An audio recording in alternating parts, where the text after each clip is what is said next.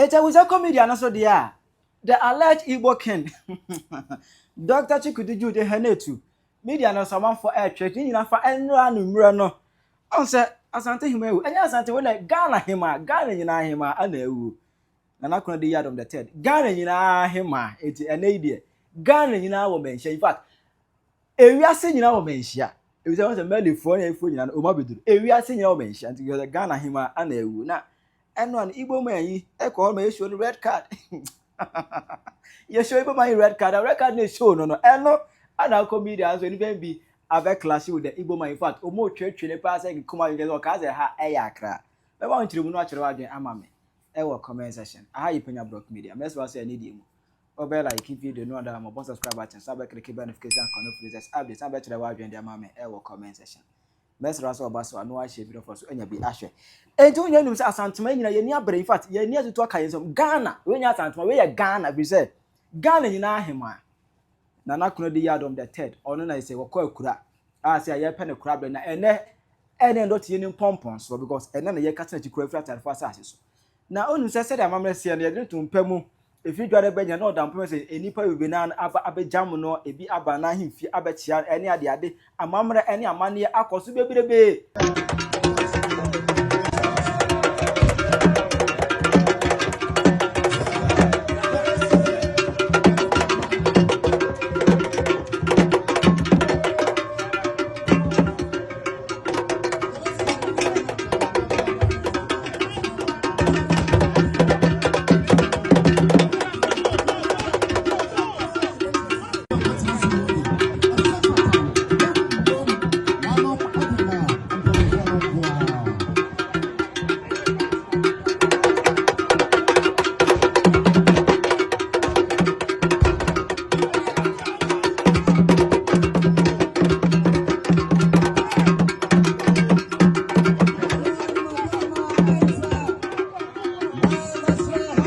Dabusia encha ekoso no an ana nra out of nowhere say open animu nie Igbo man so Igbo boy ihe detu oba ho no omo naija oba Igbo enu kwazu enu Igwe na oba kura no na kam ni so na chia me ye captain ko just part ebeba but emeka maybe emeka maybe what does say enti Igbo man yin kwan say one na pamfo ego pie mu nhia himfie ema ye say omu enya kwan ewura mu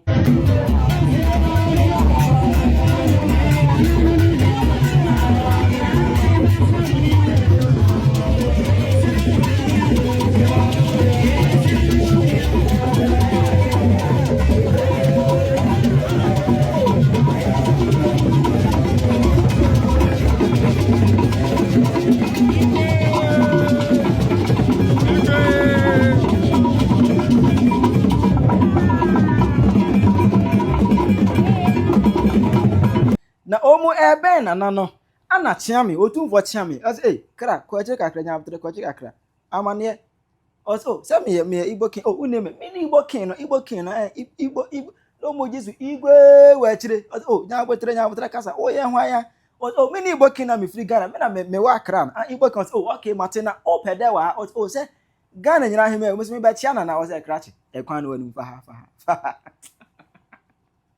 Eno na Igbo for hene. Ono de opro paramount chief so. Ono ye king. Igbo for king no. Enso ne dom edru ho. Ene ebisa amane. Na mo ye for se o. Ye Igbo king. Ena chia me se. Ene edikan na yiwuche. O ye king na de yiwuche ansa. Na me na wakasa.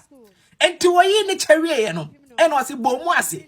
O se no kire se no se ne Roman fo esi ye no. Ye bi eneja oye bi owie no se na mama nkoche Otumfuo Asantehene ha udi ni Ghana book mu udi our TikTok so ye Igbo King udi ni Ghana book mu abusia was fanche ho ne ko ntimu amaye ma adwene se mate se Igbo King akomenhia etisesia no mu bedi atem amebi akwa Asantehene me ka kire o se wontimi amen ho what I say ekwan no wanu fa ana se dara ti bia won fa ebe na Igbo man eri wu ase ko tu ni kaza okokora obubo ni tutu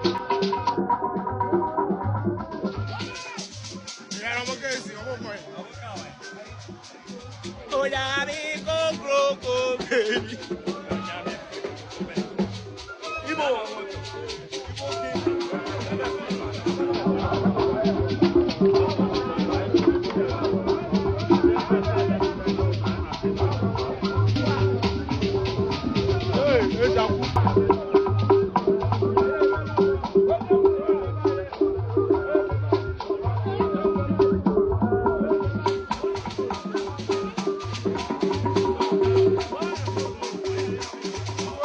Nebuza emuno ana comedian some forget say hey okay say aha ya Accra because Accra dey ma akwa to ko wura ga mancha himfie ekwachi aga mancha Accra che aha nyekuma aha nya Accra o aha yekuma say o se okro eye we ba ye kwaku bu nsan kura ya ba invitation now you go mind Cratch go and sit down.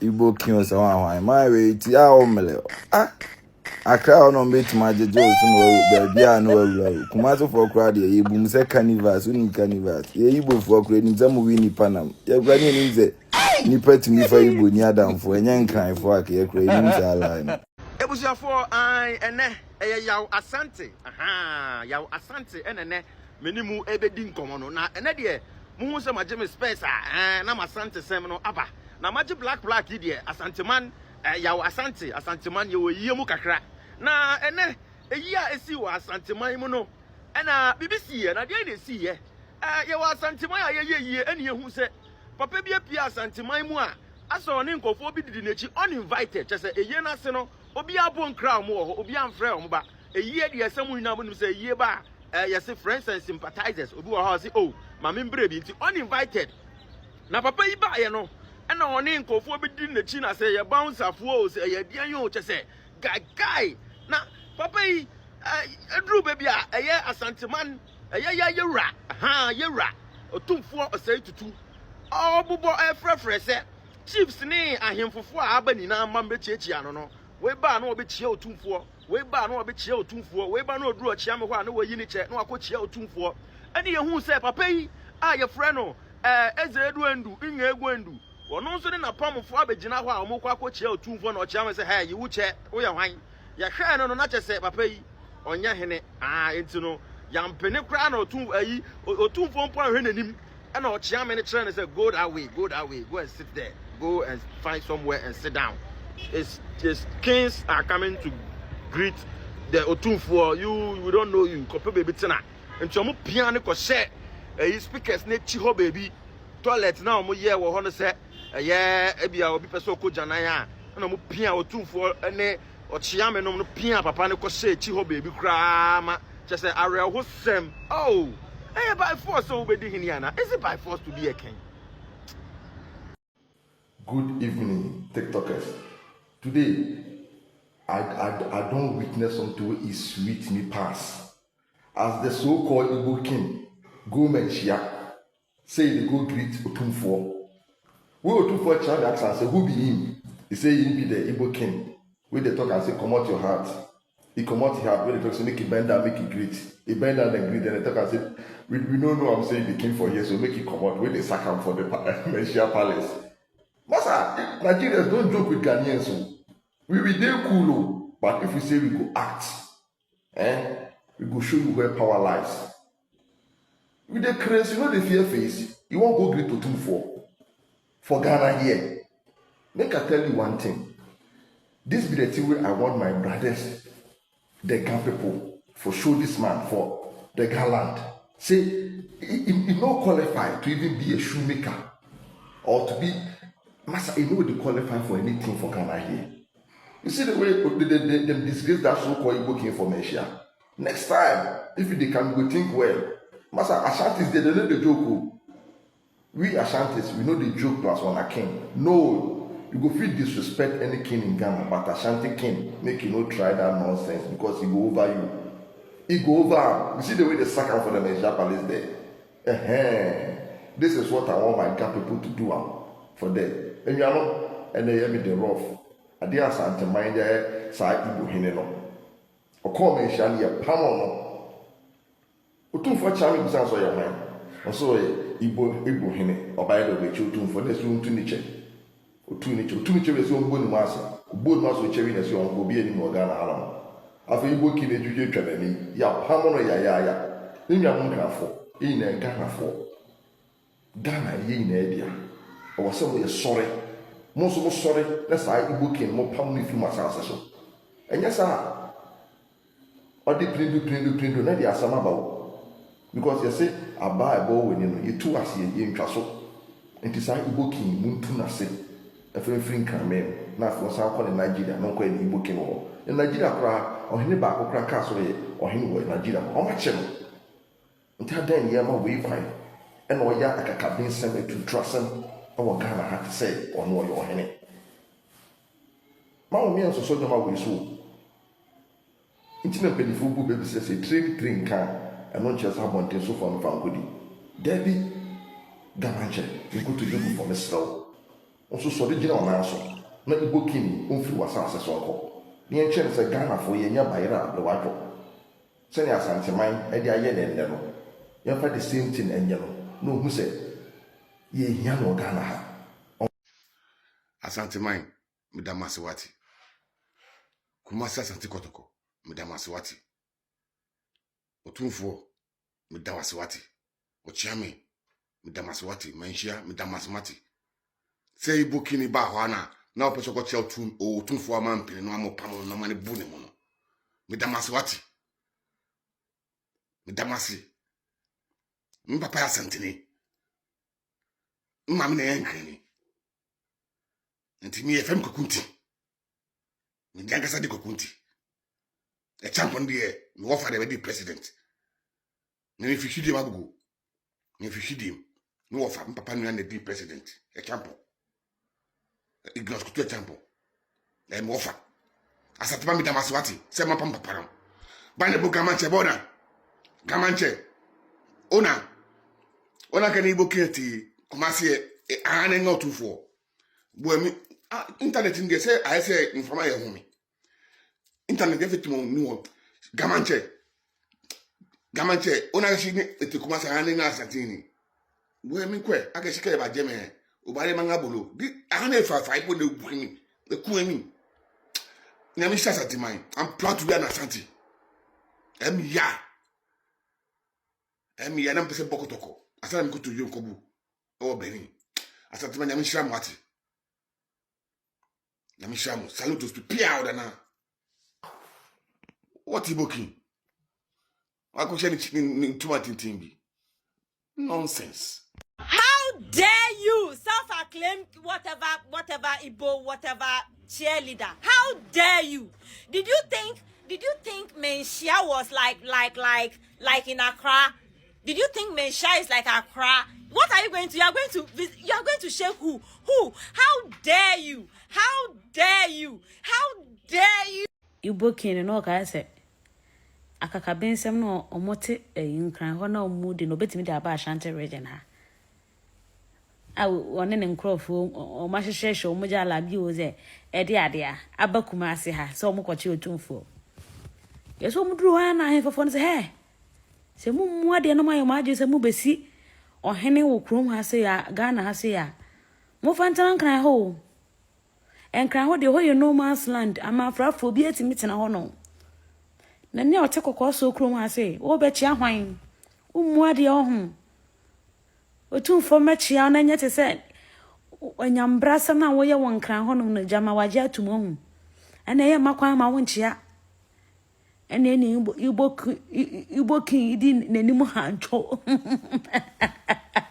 ene omom didi na cheze eno na hefe nkoto anase de omosare ko om nkran yo Otumfuo ayi ahemfofo no se he so wabo hu hene wo Ghana ha fa kwetena nkran wate Asantehene ha ode no ho Asante o man ade enso so nzem hu so wazam go Turufu mai. Ede be roje. Ede be ne ade no. O ba ka fa na o do mamo atansedi. Wo hene wo ho a Manhyia de esro. The jila of your money as you by force. What's your problem? Yeah, you to play about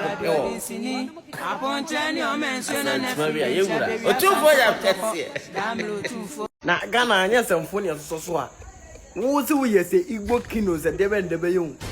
Atimenya goduro so kwakwachia Otumfuo. Ya pamono. Me hu video we on na makoma tutu me papa. Me hu video we na me hu ne say man we eye Igbo King no why na adwene say krum ha na oso pesu odi ne hen no obedi ampa because na Manhyia eye last man standing senka Manhyia je man we tumu an agonya kwan kwachia Otumfuo an esinka be ye me hia papa ka be ye me yawo enti Ghana mpanifo mo antumi anye man we hwe ye de yano ye de see oho package a wa package ne ho aparedi nkofo a won ko de omo kwache Otumfuo na ga imagine say senka pohene na ogina ho na one ne kasa wi na o man direction say on fa hanko no oni wo kwan so baba be che Otumfuo no kotumi kwache ana we de nke ye wu ha wu nke ye tibete meka mi tibe me yanke mesu papa bato hene mi tuche ma wo onkwa so obenyina che minimu din de minim se kumase de ontumi media Ni Penyah say kasa gist. Now what to say yes say Igbo King na ko. Asantehene ma dot ye ni bi ma ya ma na nche Otumfuo. Ya try the back door. Say na ya Asantehene ma dot ye. Asante ma ye ni abere ya ye ya asante ni ama tra asante amamre ni amane ye. What ya see empanyimfo ni atitiri nhia mu anya asem ketwa. Ena minim Igbo King ya kan asema me yen kan so obi na frɛ no se nya obi na frɛ no na minim hobi ena ene wone ne dom wo ma dwo mu tuntum ne kokko nyo mo chaw na wo kwa aguredi na chi no fenyina so wo ye kan say guest of honor agurodi na chi che say ye bokete no no so di na Igbo fu agurodi na chi a wo de distracting yama ena papa ni ne nkrofo ko hie ekopie yie na se now nim say nne na chia mesu ani abre wono obia wo ba ye na se bia wonim ena wo no caliber du say wo ba che Otumfuo mo am bagina social distance mo am ba fra ko na nim a mo nchia ne nsam baba mu ase ne mo am betima wonim obia wo betima chia ne nsam nyina wonim eti wo ba wonya hu se we pia no wa sha ase no wo che nipa kora wo ye no bo announcement eti wo du ono ma wo no ukọ back door na wa kire o say bo mu ase nakọ sa wo furu kwa so a ene ahemfo National House of Chiefs empanyimfo eto wo ya kan say Igbo King ne nkrofo kodu ho no mo du ho no ma ye bo mu di nche nipa krom ye pene ye bu ye ni chom so mu yi mu che eno mu yi o mu che du ho no ma ogina na afọ ho no social distancing ye say bo mu ase na che na eno bo ni mu ase na mesem wanga timemu no ena me dem ko busa na cha me se metima kwachia Otumfuo na no se na pato echira ho ani ye wo ni ko sa so ko tina chira ho no mo sa Asantehene de o mo ba ni brea me disturb yo mo kuma ase de se kuma so betia ba kuma ase but Otumfuo nsam bo chia de na fa ka portfolio ho wo ya next video ya ka ho so Otumfuo kra ya best na wo ya Asantehene ma ye kra wo kra na wo frɛ guest of honor ho ya ma won kwa na fa baby odi kan ba hwe ye na nko mo tete ni amaso sa kakra kanya ne se ne ana ne asema ye kan intimi nkan ana ne insem pi obi nkan asema obi nko obi krom enyi na konkrofo krom but ko obi krom ana bi kan men na ya no tete ni amaso Nana PR ni obi abetwa picture wo wiase mu hanu so ne be ya daache wo kana sama wetimi aka ne ye so Ghana mpanyifo ni nyina akora omu na emna wo ma committee era omu de Ghana ama mesemento ya mana nche Otumfuo ya mana nche Otumfuo ya mana kwatena ekire ho no far away e wo ekire ho no asamu ni Penyah obi kro ma hini efu ya by force obi kro ma hini ya by force se meka asante maya sema obi tincha ya wonte ase se meka asante asema obi tincha ya wonte ase nana pia asante mai de amamre ni nimdie nyansa eni amane de mesrew so opese ogru asante ho a wo gina yi mo hwe video ye etwegu ya Igbo King Wate Ghana ha wo ye de obeye ne ho a won kraman mu a wo ye de obeye ne ho a won kran ha sei ono Asantehene dot ye eduya asante ede amamre ne amane egu kwam a asante ani abredi enti sei eja eno man ho so se wo kokumase kumase ne de obeko na se wo benya kwan ede wo nsa akochia ye nana Otumfuo ensemu de eje se wo se fata ansa na wetimi akonanim de wo nsa akoto ne nsem wuntimi ma ho so keke na wo mfa wo nsa enkoto ye nana Otumfuo ensemu da bida enti ene Igbo King dru ho no ene ye ma na kwa aba se ne video ni twegu na ye ma na kwa aba pepepe odru na eja se ne aban na obo na mane yese ene ese wotu uche wotu ni che ese bu mu ase obu ni mu ase pepepe owie ye oso opese okochia ye nana Otumfuo nsem ene ese da bida asante ani abra asem de enti se ato asanteman ni abre a etitiriw ni eni die ehie mu ni ade amamre ni amane egu kwan mu ni ekeka ni emesi ni eni bra ba de eti sei no ya na obedi agro for esansa wo ho no yeni yehunu bebi a wo fi ni mahini kura wudi ena ye ka ahemfo ankasa a wo Ghana ha se ya wudi nim enti nya de obetimi akochia Otumfuo se musa ene se ya ma Igbo King ekwan ya manankochia Otumfuo nsem no chese kono okoye nyina na ne de ya ne se wode ne nsa bekwa koto Otumfuo nsem no akochia Otumfuo na owie na se otenase oba nkran bibia wote na obetenase wo ka ne nsem a echene bi bedru no wakobie na no kora kase mekokora akochia Otumfuo nsem da bida masa untimi meye saa de ne wasantememu ye na no Otumfuo ono na mamre ni amane enti no onzo so ne mebia so keke asantemai munji mutu wate asante bizi so bi time wa na neni ne bremo keke ade aye nana Otumfuo eni mpemfo etwa ehia wo manhyia enne de omo aye no omo akire bibi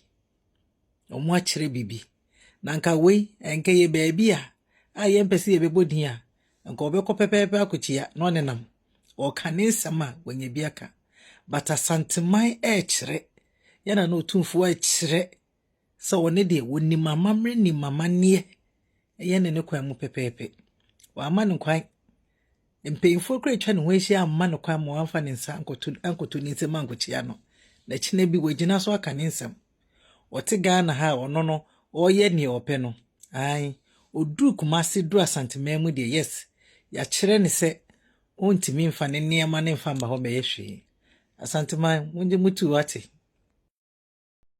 Hey, Igbo King, see that disgrace we then give you for Manhyia Palace.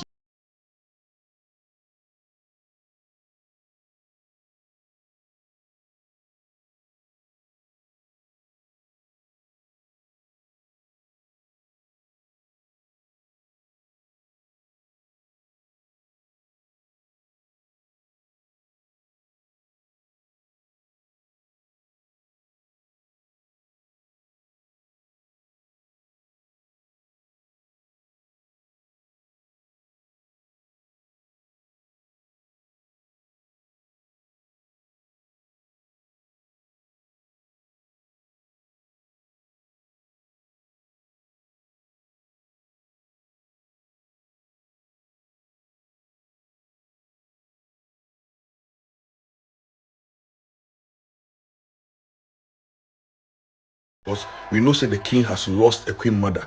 So people, they come from all over the world to come and shake hands and then, give them some condolence.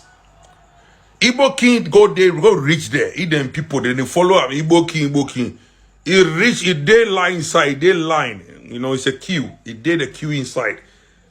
He reached it, and the secretary of the Ashanti King was like, may I know who you are and where you are from, your king, your chief name or your kingship name, and the area you cover as a king.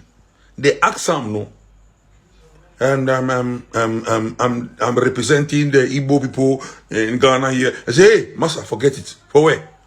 We don't have your name on the list. The chiefs or every chief where we have for Ghana here, we have their name on this list. Anybody who is ordained as a chief or a king, your name is not part of the list we have here. My brother, I'm sorry. You can never shake hands with the Ashanti king. The best thing I go do for you is to get you a place to sit. So make you and your people go park yourself for this side.